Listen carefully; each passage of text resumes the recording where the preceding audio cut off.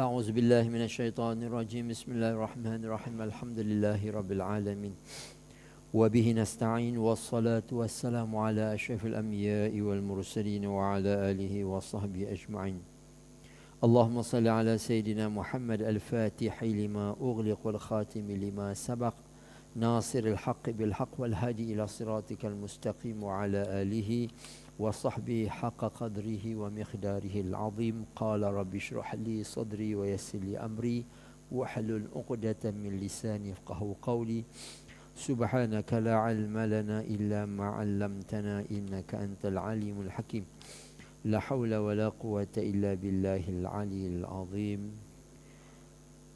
اللهم زدنا علما وارزقنا فهما اللهم ارزقنا متابعة النبي صلى الله عليه وسلم اللهم ارزقنا زيارة حبيبنا وشفيعنا محمد صلى الله عليه وسلم وصلى الله الحمد لله رب العالمين.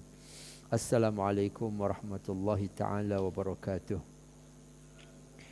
Alhamdulillah, tuan-tuan, puan-puan, muslimin muslimat, jamaah Surau Nurul Ikhlas, mudah-mudahan semuanya berada dalam keadaan yang diredai oleh Allah, dipermudahkan urusan, semangat melaksanakan ketaatan kepada Allah Subhanahu wa taala, dan seterusnya diizinkan oleh Allah untuk kita terus lagi mengabdikan diri kepada Allah dalam keadaan yang terbaik, ikhlas dan diberikan petunjuk. Amin ya rabbal alamin. Tuan-tuan dan puan-puan, marilah sama-sama kita meningkatkan kesyukuran kepada Allah dan juga meningkatkan ketaatan kepada Allah. Mudah-mudahan kita terpelihara. Amin ya rabbal alamin. Malam ni kita sambung kembali perbicaraan kitab 40 hadis Jalan ke Syurga, muka surat 27, hadis yang ke-11. Bismillahirrahmanirrahim. Qala al-musannif hafizahullah wa nafa'ana bi'ulumi fid darain amin. Qala an ibn Mas'ud radhiyallahu anhu 'anil nabiy sallallahu alaihi wasallam qala inna as-sidqa yahdi ila al-birri wa innal birra yahdi ila al-jannah wa innar rajula la yasduqu hatta yuktaba 'inda Allahi siddiqa wa innal kadhiba yahdi ila al-fujur wa innal fujur yahdi ila an-nar wa innar rajul la yakdhibu hatta yuktaba 'inda Allahi kadzdzaba muttafaqun alaih. Artinya, An Ibn Mas'ud radhiyallahu anhu anin Nabi sallallahu alaihi wasallam qala, diriwayatkan hadis ini daripada seorang sahabat Nabi sallallahu alaihi wasallam yang bernama Ibnu Mas'ud ataupun dikenali sebagai Abdullah bin Mas'ud. Namanya Abdullah bin Mas'ud, maka dipanggil Ibnu Mas'ud. Macam itulah style orang Arab. Kalau anak dia nama Abdullah, pak dia nama Mas'ud, dia panggil Ibnu Mas'ud. Dia tak panggil lah Abdullah bin Mas'ud. Sebab nama dia Abdullah macam tu. Senang panggil. Contohnya, apa-apalah. Ibnu Abbas, kan? Siapa nama dia? Senang aja. Tak payah duk apa. Abdullah bin Abbas. Jadi kalau kita jumpa dalam hadis-hadis, dia kata Ibnu Mas'ud, Ibnu Abbas, Ibnu Umar. Kalau orang tanya nama dia apa, tu sudah cakap banyak, tu sudah fikir panjang. Nama dia Abdullah. Dah. Ibnu Umar, Abdullah bin Umar, anak Sayyidina Umar. Ibnu Abbas, Abdullah bin Abbas, pupu Nabi. Ibnu Mas'ud, Abdullah bin Mas'ud, sahabat Nabi sallallahu alaihi wasallam. Nabi SAW bersabda, inna sidqa, sesungguhnya bercakap benar, yahdi ilal birri, membawa kepada kebaikan. Cakap benar membawa kepada kebaikan. Betul. Kita tak payah sanggah, dan memang betul pun. Tanya pilih siapa pun, kalau kita cakap betul, membawa kepada keburukan, tak. Membawa kepada kebaikan. Wa innal birra yahdi ilal jannah, dan kebaikan membawa ke syurga. Memang bila sesuatu yang baik akan menjurus ke syurga, dia tak akan ke mana-mana. Wa innar rajula, sesungguhnya seorang lelaki itu la yasduqu, apabila selalu bercakap benar, hatta yuktaba, sehingga ditulis indallahi, di sisi Allah, siddiqa, sebagai siddiq, diberi gelaran siddiq. Okey, kita tengok yang kedua, wa innal kadhiba yahdi ilal fujur, dan sesungguhnya dusta, berbohong, membawa kepada keburukan. Wa innal fujur yahdi ilan nar, dan keburukan membawa ke neraka.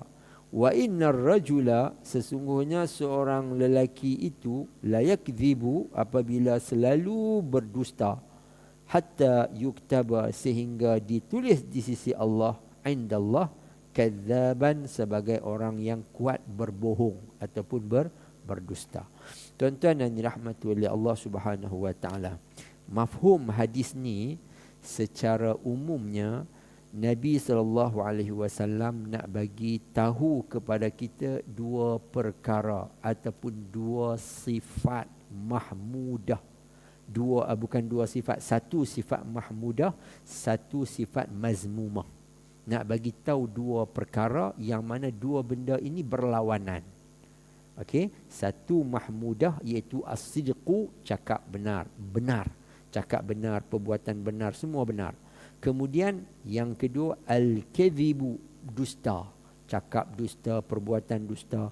Jadi dua benda ni Nabi nak terang kepada kita, satu mahmudah, terpuji dan kita kena memiliki, dan yang kedua mazmumah, tercela, kita jangan miliki, kita kena buang. Dan dua ini adalah apa dia? Berlawanan, antonim, berlawanan. Kalau ada benar, maknanya bohong tak ada. Kalau ada dusta, bohong, maka benar tu akan lari. Andai kata dalam diri kita ada salah satu, maka kita pilihlah yang benar, sifat yang benar. Okey, itu secara keseluruhan Nabi SAW nak beritahu dua sifat ini, yang mana sifat yang pertama menjurus ke syurga, iaitu benar. Sifat yang kedua menjurus ke neraka, iaitu kadzib, menjurus ke neraka. Okey, tuan-tuan dan puan-puan yang dirahmati oleh Allah Subhanahu wa taala. Jadi dalam hadis ni Nabi nak menerangkan juga kita supaya jangan menjadi manusia yang dilabel oleh Allah sebagai label yang tak elok. Jangan sampai kita jadi digelar oleh Allah ataupun disenaraikan oleh Allah dari golongan yang tak elok. Maka golongan yang tak elok di situ apa dia? Kazzaba, digolong sebagai senarai orang-orang yang memang benar-benar penipu. Maka kita minta supaya kita digolong dengan golongan yang siddiqa, iaitu senarai orang-orang yang benar. Di akhirat nanti manusia akan dibangunkan, dibangkit, dia ada bendera masing-masing. Jadi orang yang siddiq, dia ada kumpulan dia. Orang yang kadzab ada kumpulan dia. Jadi secara automatik bila dipanggil, mana dia orang siddiq, automatik dia akan bangun. Dia tak payah suruh orang dan orang pun tak payah suruh dia. Dan dia tak boleh berpura-pura. Bangun juga. Tengok tak ada siapa bangun, kita bangun. Di akhirat bukan macam tu. Bila dipanggil, siapa dia siddiq, sab, automatik. Siapa dia kadzab, automatik. Tak bolehlah nak paksa, nak turun balik duduk. Tak. Maka dia kena berada di golongan yang telah disediakan, disenaraikan oleh Allah. Kita berada dalam golongan yang siddiq, walaupun duduk senarai terakhir pun alhamdulillah. Tapi jangan senarai kazab, walaupun duduk dia terakhir pun kita tak mau. Betul tak? Wal'ayazubillah, minta lindung. Okey, kita tengok dekat keterangan yang bawah tu. Orang yang ingin sampai ke syurga, ni kita cerita 40 hadis melangkah kaki ke syurga. Betul? Jadi orang yang ingin sampai ke syurga, nak langkah kaki dia hidup ni, nak bagi sampai di akhirat nanti ke syurga, dia kena buat apa? Mestilah menjaga lidah dengan baik. kena jaga lidah. Kenapa kena jaga lidah? Tadi dalam hadis tadi dia sembang bab benar, bab bohong.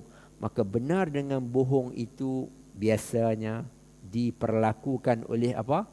Anggota yang bernama lidah. Hak ni yang paling utama lah dibanding dengan yang lain. Jadi siapa yang nak masuk syurga, nak langkah hidup dia supaya hidup dia langkah-langkah ke syurga, satu saja, dia kena jaga lidah dengan baik. Maksudnya jaga mulut supaya jangan cakap benda-benda yang tidak membawa kepada kebaikan, kebenaran. Cakap benda-benda yang membawa kepada kebaikan dan kebenaran. Maka jangan cakap benda-benda yang membawa kepada pembohongan, kelalaian. Itu adalah asbab-asbab untuk manusia melangkah kaki ke neraka di akhirat nanti, wal'ayazubillah. Dengan lidah orang boleh sewenang-wenangnya cakap walaupun tak betul.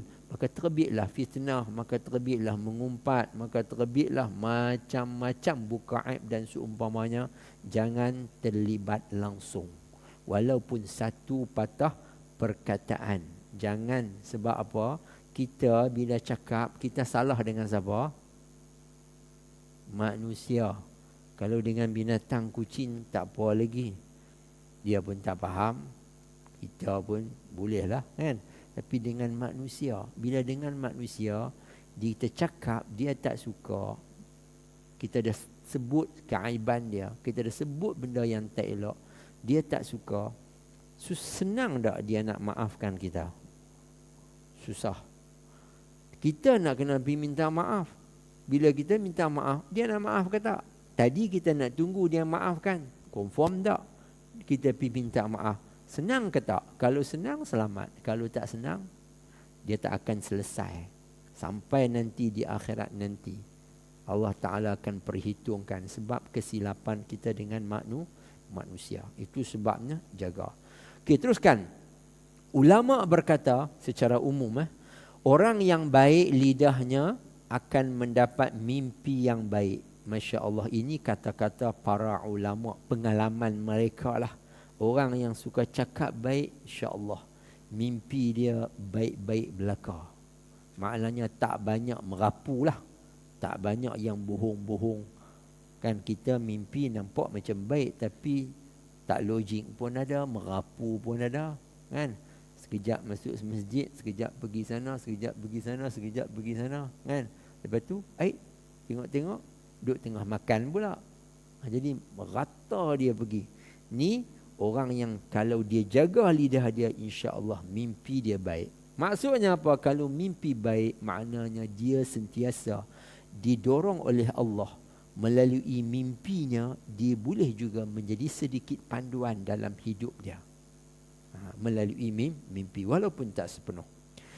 Seterusnya, setiap perkataan yang baik yang terbit dari mulutnya akan disuratkan pahala sedekah oleh Allah. Hak ni orang yang cakap baik, Allah Ta'ala akan berikan pahala sedekah. Tuan-tuan, saya nak tanya, sedekah, bila kita sebut pahala sedekah tu berapa nilai dia? Kalau orang yang solat jenazah, orang yang pergi ziarah jenazah, solat jenazah, lepas tu iring ke bumi kan, sampai ke tanah perkuburan, dapat berapa? 2 qirat kan? 2 qirat kan? Kita duk pergi umrah selalu mutawif duk bagi yang tu, dapat 2 pahala qirat. 2 qirat tu benda apa? 1 qirat tu adalah senilai bukit Uhud pahala dia. Kita tahu qirat tu senilai bukit Uhud. Masak mana kita pun dah tengok bukit Uhud, masya-Allah. Pahala senilai itu. Dapat 2 qirat, maknanya 2 senilai bukit Uhud. Kita tahu berapa nilai dia. Kalau kita buat satu kebaikan, kita akan dapat berapa? 10, betul kan? Kalau kita buat satu kebaikan, diganda ila asyrati amsalihah, 10 kali ganda. Kalau bulan Ramadan diganda sampai 70, diganda sampai solat fardu. Kita nampak. Pahala tu kita nampak. Tapi kalau sedekah, berapa? Berapa kilo? Berapa gram? Berapa liter? Kita pun tak dapat nak gambar. Bermaknanya apa tuan-tuan? Bila disebut pahala sedekah tu, makna satu pahala yang banyak yang Allah Ta'ala nak bagi mengikut nilaian amalan yang kita buat. Kita pun tak dapat nak anggar berapa, hanya Allah yang menilai. Macam Allah Ta'ala nak bagi pahala puasa, wa ana azzi bih, aku sendiri yang akan bagi. Berapa? Itu terserah kepada Allah Ta'ala. Nilai dia kalau elok, banyaklah. Kalau sedikit, sedikitlah. Jadi tuan-tuan dan dirahmati oleh Allah, bererti kalau cakap baik dapat pahala sedekah. Itu Allah Ta'ala nak bagi banyak mana terserah kepada dia. Kalau banyak, alhamdulillah, maka itulah yang kita inginkan. Jadi tuan-tuan dan puan-puan dan dirahmati oleh Allah, dengan mulut ni kita boleh bersedekah. Kita tak mampu nak bersedekah dengan wang ringgit, maka kita boleh mampu bersedekah dengan mulut. Sebab apa? Bila kita bercakap baik, itu nilaian pahala sedekah. Bererti sedekah adalah bukan tersekat ataupun terhad kepada wang ringgit benda sahaja. Bahkan sedekah boleh dilebarkan lagi dengan kita menggunakan mulut. Kita buat apa? Cakap benda-benda yang elok, bagi nasihat dekat orang, tunjuk, ajar kepada orang. Orang nak minta pandangan kita, kita bagi. Maka Masya Allah, mulut kita membawa pahala sedekah. Tapi kalau kita guna sebaliknya, konform. Itu adalah dosa. Okey, kita teruskan. Angkara lidah, muka surat 28, kalau sampai ada buku. Angkara lidah yang tidak dipelihara dengan baik, lahirlah berbagai dosa. Seperti mengumpat, sebut hal ehwal orang lain, walaupun betul tapi dia tak suka. Mencela, cela kita dah tahu, kita kutuk dia. Bertengkar, kita guna mulut kita, kita nak bertengkar, kita nak menegak benang basah. Kita nak tengkar juga, walaupun kita tahu kita ni tak ada idea manapun. Pulun juga. Yang seterusnya berkata kotor, seterusnya melaknat. Yang ni lagi bahaya. Dia laknat orang-orang seagama dengan dia. Wal'ayazubillah. Kita tak boleh nak laknat orang ikut suka semasa hidup, walaupun orang itu tidak beriman kepada Allah, melainkan orang itu dah ditentukan laknatnya oleh Allah setelah dia mati. Macam Fir'aun kan, dah termaktub dah. Tapi kalau orang-orang yang masih hidup ni, kita tak ada hak, apatah lagi sesama Islam, tak berhak untuk kita kata Allah laknat engkau, Allah laknat. Tidak dibenarkan. Apatah lagi kalau disebut di dalam doa, wal'ayazubillah, minta lindung. Jadi oleh kerana itu, kita kena jadi orang yang benar-benar sedar bahawa setiap apa yang kita guna mulut ni, kita jangan rosakkan dengan benda-benda yang tak elok, termasuklah melaknat orang lain. Marah-marahlah, tapi janganlah sampai melaknat. Tak sefahaman, tak bersefahamanlah, tapi jangan sampai melaknat. Wal'ayazubillah. Seterusnya, mengadu domba. Mengadu domba ni kita tahulah pelaga orang. Pelagalah kalau orang utara kata.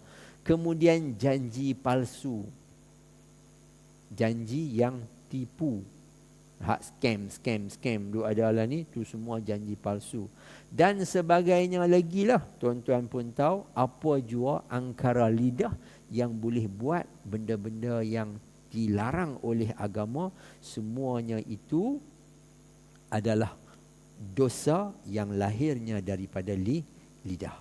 Oleh itu tuan-tuan dan puan-puan dan dirahmati oleh Allah, Nabi SAW suruh buat apa? Pegang lidah tu. Pegang lidah itu. Maksudnya pegang lidah tu bukan suruh ambil tangan letak dekat lidah tu, tarik pegang tu tak. Nabi kata pegang lidah kamu tu, Maknanya jaga lidah kamu, jangan sampai bercakap benda yang tak elok, memberi arahan benda yang tak elok, lalu angkara mulut ni akan tersembamnya muka-muka manusia di hadapan pintu neraka Allah. Maksudnya dia akan masuk neraka Allah Subhanahu wa taala. Angkara mulut tu orang kata mulut apa, lidah tak bertulang kan. Bila tak bertulang tu, kalau tulang ni ada sendi, susah sikit lah nak sana kiri kanan kiri. Bila tak ada tulang ni, kanan kiri depan belakang semua dia boleh sapu, dia boleh sebut. Hak baik pun dia sebut jadi tak baik, hak tak baik lagilah dia sebut jadi tak elok. Okey, teruskan. Imam Al-Ghazali rahimahullah menyenaraikan hakikat benar dalam 5 perkara. Ini kalau buka dalam Ihya Ulumuddin ada disebut. Imam Ghazali senaraikan ke hakikat ataupun keadaan sebenar sifat as-sidqu tu, sifat benar itu ada 5 perkeadaan, 5 perkara. Kita tengok yang pertama. Benar di dalam tutur kata, itu yang pertama. Imam Ghazali kategorikan benar dalam kehidupan ni, yang pertama benar dengan kata. Sebut tu mesti betul. Jangan duk kelentong, jangan duk pusing, jangan duk putar alam. Sebut bagi jelas dan betul dan panduan yang elok. Jangan duk kona kini, jangan duk apa-apa melainkan yang elok sahaja. Yang kedua, benar dalam hati dan tujuan, iaitu mengikhlaskan niat. Ni dalam hati kita ni jangan bagi ada riak, biarlah bagi hati tu ikhlas buat kerana perintah Allah, itu benar juga nama dia. Jadi tadi benar dengan lidah. Yang kedua benar dengan hati. Kalau kita ada sum'ah, tak benar dengan hati. Kalau kita tak ikhlas, maknanya kita tak benar di sudut hati kita. Walaupun perbuatan kita benar, kita sembahyang, kita bersedekah, perbuatan kita benar, tapi hati kita tak benar, maka ditolak. Okey, yang ketiga, okey tak apa. Seterusnya, jika niat bercampur aduk dengan dorongan nafsu, nescaya rosaklah kebenaran niat di dalam hati dan jadilah dia seorang pendusta. Imam Ghazali kata kalau hati dia tu tak benar, maknanya niat dia tak betul, maknanya dia jadi penipu. Kenapa penipu? Imam Ghazali hurai bab benar tu sampai tahap macam tu. Di luar dia sedang tolong orang, dia tolong orang. Dalam hati dia kerana apa? Kerana sebalik udang. Orang nampak dia tolong orang, tapi dalam hati Allah nampak dia tolong orang kerana ada udang di sebalik mi, ada udang di sebalik batu yang dia nak. Maka di segi manusia orang kata dia betul, tapi di segi Allah, Allah Ta'ala kata pembohong kamu. Kamu bukan nak tolong orang kerana perintah Allah, kerana perintah Rasul, tapi nak tolong kerana ada sesuatu yang kamu nak. Maka Allah Ta'ala tak termasukkan dia dalam orang yang betul niat. Jadi amalan dia diterima ke tak? Dia reject oleh Allah Ta'ala. Kita tak tahulah. Hak orang yang buat tu dia tahu sendiri, di akhirat nanti baru dia tercengang lah. Wal'ayazubillah. Allahu Akbar. Terus yang ketiga. Ada yang ketiga. Okey. Benar dalam keazaman, iaitu membulatkan niat semasa melakukan amalan dengan sekuat-kuat azam. Bila kita ada keazaman nak buat baik, bagilah keazaman kita itu betul-betul seperti mana yang kita nak. Jadi katalah kita berazam, aku nak solat apa? Solat qabliyah ba'diyah bagi cantik, walaupun sunat. Aku kalau tak ada apa halangan aku nak tunai. Maka dia berazam tinggi dan dia pun buat. InsyaAllah itu benar pada keazaman. Tapi dia duk azam, cita-cita,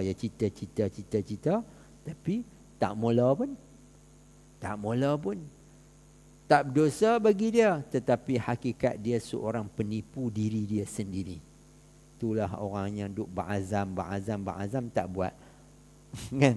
Azam tahun baru tak buat. Azam tak buat. Itu maknanya dia tak benar pada diri dia daripada sudut cita-cita yang dia inginkan. Jadi benda ni kita taklah nampak berat sangat, tapi sebenarnya kalau orang yang nak membersihkan diri dia, memang ini suatu benda yang sudah melambangkan pendustaan. Dia tak benar dalam tindak tanduk dia.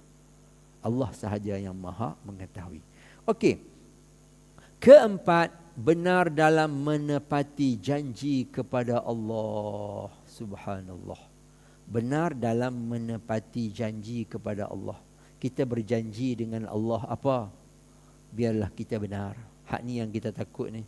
Kita duk berjanji selalu dengan Allah. Takut kita tak menunaikan janji. Apa dia? Inna salati wa nusuki wa mahyaya wa mamati lillahi rabbil alamin.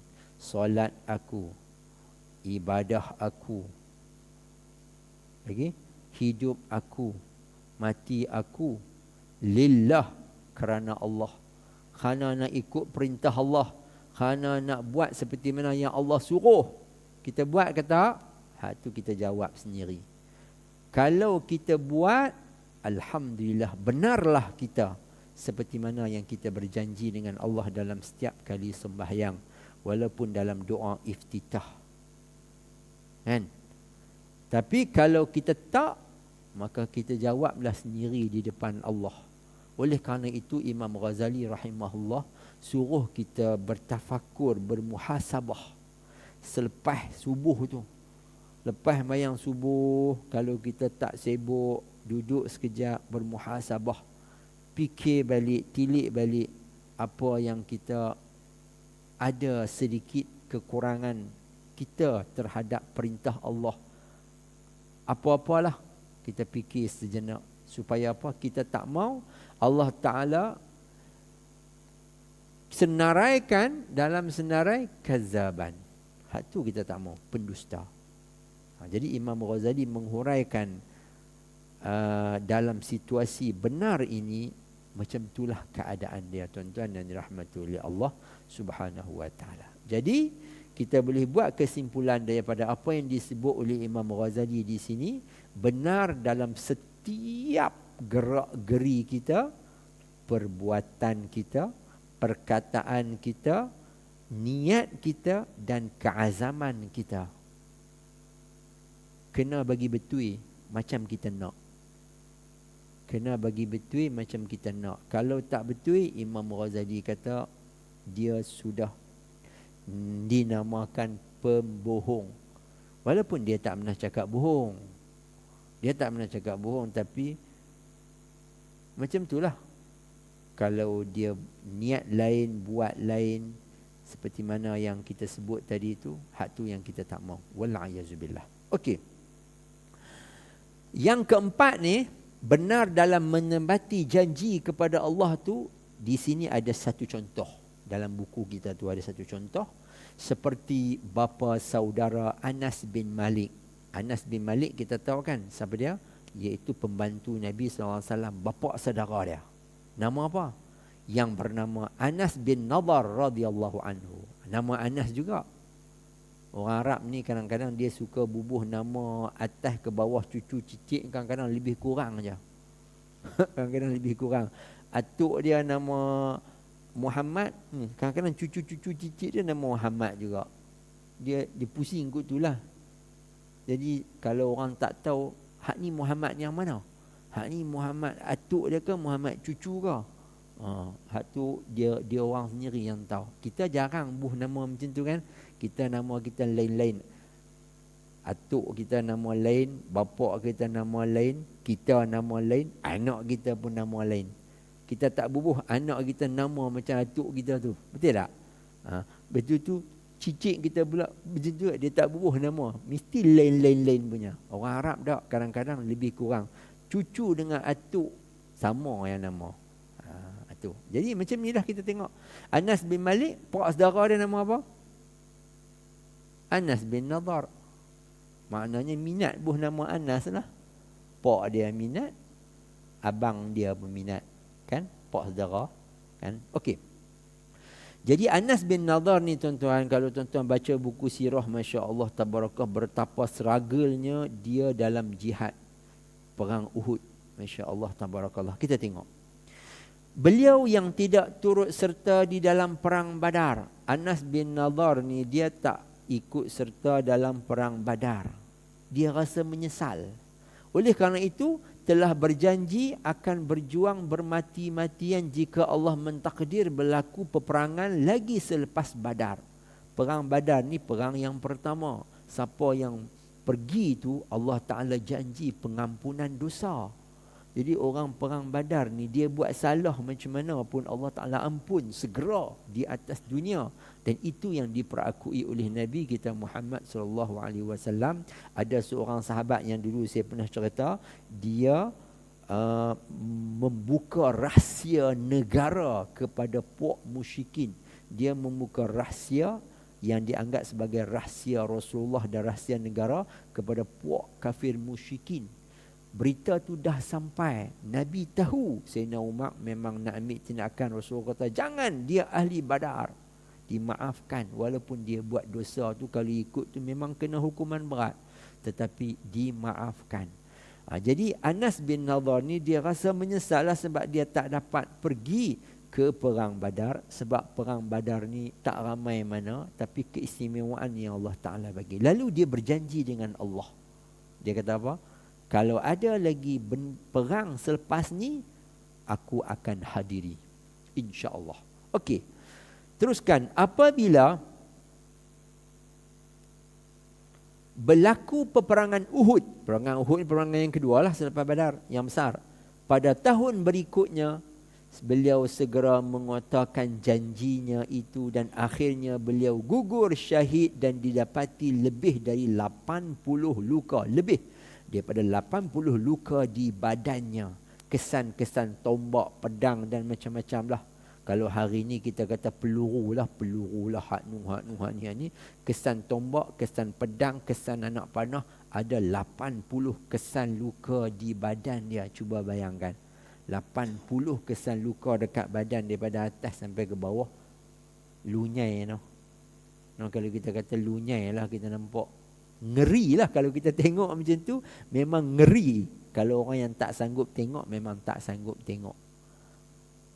Tapi dia mati syahid di peperangan Uhud atas janji dia dengan Allah untuk menghadiri. Maka dia mati syahid dengan macam itulah Allah Ta'ala bagi kehebatan kepada dia. Lebih 80 luka di badannya. Masya Allah tabarakallah. Kesan dia apa dia? Sehingga jasadnya sukar dikenali lagi. Orang tak kenal dia, siapa pun tak kenal dia, melainkan kalau tak silap saya, saudara perempuan dia kenal dia, itu pun ada jari, barulah kenal. Sebab dah tak tahulah siapa dia, Anas ke siapa ke, barulah dikenali selepas dikenal pasti. Allahu Akbar.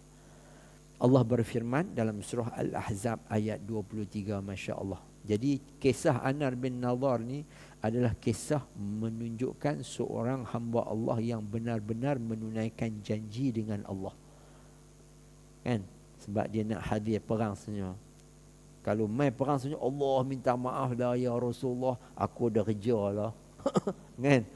Kalau dia tak tunai lah, aku ada kerja lah ya Rasulullah, nak buat macam mana kan? Tentang anak sekolah lah, apalah, semua macam-macam lah. Kalau zaman sekarang, kalau zaman dulu tak ada lah macam tu. Jadi, agak-agak macam mana? Tapi dia ada. Bila dia dah berjanji, apa hal keadaan dia pun, dia akan tunai, Masya Allah. Itulah, no? Allahu Akbar, luar biasa mereka. Kita kadang-kadang berjanji, kan? Kita insya-Allah memang kita kena kata insya-Allah. Tapi itu belum tentu lagi kita nak pastikan apa yang kita janji. Okey, Allah berfirman dalam surah Al-Ahzab ayat 23, a'udzubillahi minasyaitonirrajim. Minal mu'minina rijalun sadaqu. Minal mu'minina rijalun, di antara orang-orang yang beriman. Ada di antara orang-orang yang beriman, rijalun sadaqu ma ahadullah alaihi. Ada yang bersikap benar menunaikan apa yang dijanjikan kepada Allah untuk berjuang. Mereka berjanji dengan Rasulullah, kami sehidup semati dengan engkau ya Rasulullah. Itulah sahabat-sahabat Nabi berjanji. Tak seperti orang-orang munafik di zaman Nabi. Ya Rasulullah, kami sehidup semati dengan engkau. Bila mai perang, lari. Bila Rasulullah kata jom pergi perang, buah kurma nak kena tengok, ladang kurma nak kena urus, macam-macam lah. Jadi dah pi perang Uhud, tengok perang Uhud, pergi balik, patah balik 300 lebih. Betul tak? Masya Allah, tinggal Rasulullah dengan sahabat 700 ni, patah balik 300, pok munafik saja. Padahal berjanji setia dengan Nabi, tapi patah balik. Sahabat yang mana disebut dalam Quran, sadaqu ma ahadullah alaihi, mereka benar apa yang mereka janji untuk berjihad bersama Nabi membela Islam. Faminhum man qadha nahbahu, maka di antara mereka ada yang telah selesai menjanji menjalankan ujiannya itu, lalu apa dia? Gugur syahid. Wa minhum man yantazir, dan ada di antara mereka yang menunggu giliran syahid. Pergi perang tak mati, baliklah. Pergi perang mati syahid, tak baliklah. Masya Allah, tabarakallah, setia dengan yang dijanjikan. Anak bini duduk tunggu daripada rumah, tengok-tengok abang dia tak balik. Bukan dia sedih, dia bergembira kerana dia berdapat suami yang syahid. Dia masih lagi status kepada suami dia yang mati syahid, dan dia pun tahu, dia seronok. Suami dia yang mati syahid tadi itu boleh memberi syafaat. Maka dia bini kepada orang yang mati syahid, confirm dapat syafaat. Sila kita bagi laluan dekat orang azan, muazzin, insya-Allah. Fadhal.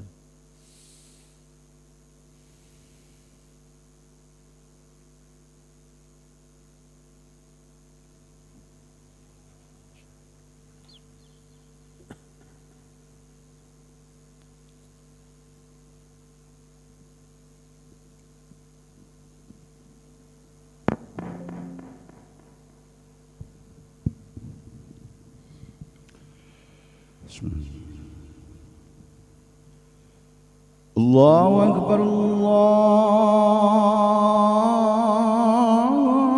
Akbar, Allahu Akbar, Allahu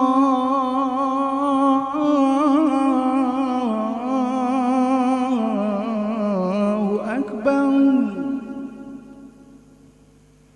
Asyhadu an la ilaha illallah.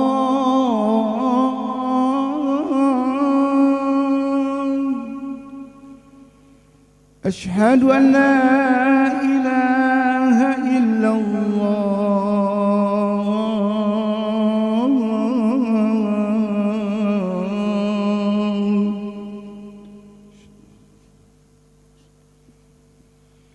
أشهد أن محمدا رسول الله.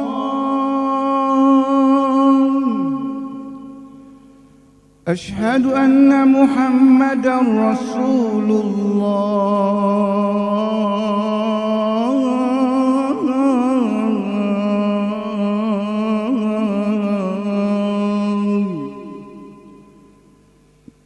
حي على الصلاة.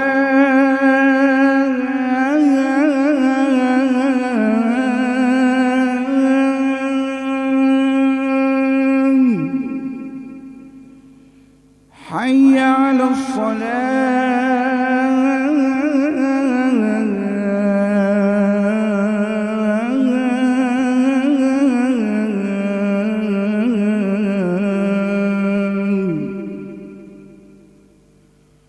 حي على الفلاح.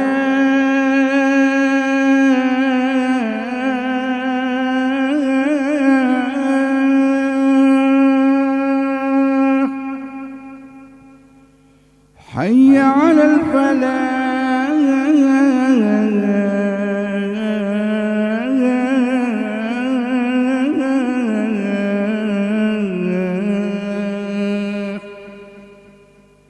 الله أكبر،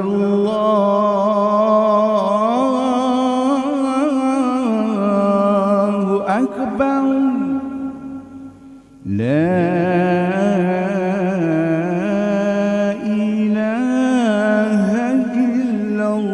La ilaha Muhammadur Rasulullah. Allahumma sayyidina Muhammadin maqami.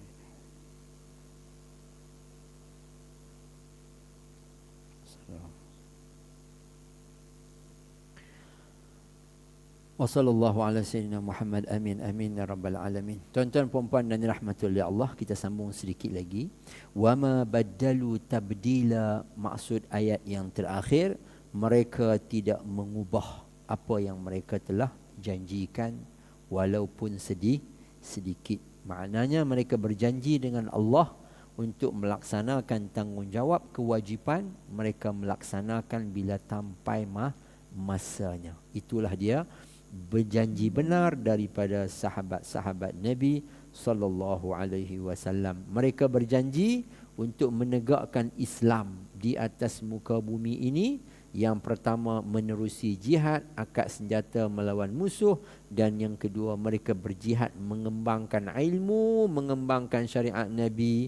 Itu kita tengok tanda dia ada Islam sampai ke pelosok dunia. Pilah cari dekat mana. Kan? Walaupun ada negara yang tak ada masjid, orang Islam ada tak? Ada. Ada negara, beberapa negara yang tak ada masjid, tetapi ada orang Islam kat situ? Ada. Jadi nak bagi tahu itu tanda bukti setia para sahabat Nabi membela agama, dan itulah janji mereka kepada Rasulullah sallallahu alaihi wasallam. Jadi itu mereka, kita pun kena jadi sama macam mereka. Kita sampaikan sampai insya-Allah semua dapat boleh manfaat. Yang tak tahu dapat tahu, yang sudah tahu diingatkan. Betul tak? Maka itulah dia watawasau bil haq watawasau bis sabr. Okey, yang kelima, Imam Ghazali mengkategorikan as-sidq itu, sidq itu benar, hakikat benar yang kelima, iaitu benar dalam amalan. Iaitu amalan yang kita duk buat hari-hari itu, persamaan gerak-geri yang batin dengan gerak-geri yang zahir. Apa yang kita buat, apa yang dalam kena sama. Setiap yang terdetik di dalam batin hendaklah tampak sama dengan seperti zahirnya, atau harus lebih baik dari zahirnya. Kita buat yang luar elok, dalam pun kena elok. Luar tolong orang, dalam ikhlas kerana Allah elok. Luar buat amal ibadah, dalam pun ikhlas kerana Allah. Bahkan kena lagi baik daripada hak biasa. Jadi maknanya macam itulah keadaannya. Jadi tuan-tuan dan puan-puan dan dirahmati oleh Allah, kesimpulannya apa yang kita baca hari ini ada dua benda. Satu benda, as-sidqu, itulah milik kita. Dan bila kita sembang bab as-sidqu, al-kadhib akan tersentuh. Maknanya bila kita miliki as-sidqu benar, al-kadhib, bohong tu akan lari, tak akan miliki. Jadi oleh kerana itu kita ada dua sahaja. Satu, benar kita dengan manusia, benar kita dengan Allah. Benar kita dengan manusia macam tadilah, terbahagi kepada 5 tu. Dengan Allah pun lebih kurang macam tu. Dengan manusia sama ada perkataan kita, perbuatan kita, apa sahaja, semuanya biarlah benar. Dengan keluarga kita, isteri kita, janji kita tu semuanya bagi benar. Kalau kita tak dapat tunaikan, maka kita perbetulkan. Kerana kita adalah manusia dan tak mampu untuk nak menunaikan, kita kena bagi tahu supaya apa yang kita sebut itu benar, tidak ditermasuk dalam kategori al-kadhib, bohong. Begitulah juga janji kebenaran, benar kita dengan Allah Subhanahu wa taala. Dalam janji kita tu, salati wa nusuki wa mahya wa mamati lillahi rabbil alamin tu, biarlah betul-betul benar kita kerana Allah. Tidak ada yang lain. Baik kita buat ketaatan yang zahir, yang batin, sama ada ketaatan itu kita dengan Allah ataupun sesama manusia, biarlah semua itu lillahi rabbil alamin. Itu sahaja tuan-tuan yang dirahmati oleh Allah. Mudah-mudahan insya-Allah sama-sama kita perbaiki diri kita menjadi as-sidqu milik kita, hiasan diri kita zahir dan batin, sehingga Allah Ta'ala senaraikan kita dalam golongan orang-orang yang as-sidqu, orang-orang yang siddiqin, orang-orang yang benar dalam zahir batinnya. Dan itulah yang kita kena minta doa. Allahumma ja'alna min ibadika siddiqin, daripada hamba-hambamu yang benar-benar. Maka Sayyidina Abu Bakar radhiyallahu anhu di antara sahabat Nabi sallallahu alaihi wasallam yang pernah mendapat gelaran As-Siddiq. Daripada siapa? Nabi sallallahu alaihi wasallam. Nabi yang bagi gelaran dekat dia. Allahu Akbar. Kalau kita nak gelaran tu, kita kena tengok Sayyidina Abu Bakar yang macam mana. Kita baru boleh mendapat gelaran tersebut. Dan itulah sahabat-sahabat Nabi sallallahu alaihi wasallam. Tuan-tuan dan puan-puan yang dirahmati oleh Allah, mudah-mudahan Allah memberi panduan dalam kehidupan kita dengan hadis yang kita baca, insya-Allah akan membawa langkah-langkah kita ke syurga Allah. Minta maaf di atas kekurangan, ketaksilan. Mudah-mudahan insya-Allah sama-sama kita dapat manfaat. Aqulu qawli hadza wa astaghfirullahal azim. Subhanakallahumma wa bihamdika asyhadu an la ilaha illa anta astaghfiruka wa atubu ilaik. Bismillahirrahmanirrahim. Wal 'asri innal insana lafi khusr illa alladhina amanu wa 'amilus salihati wa tawasaw bil haqqi wa tawasaw bis sabr. Assalamualaikum.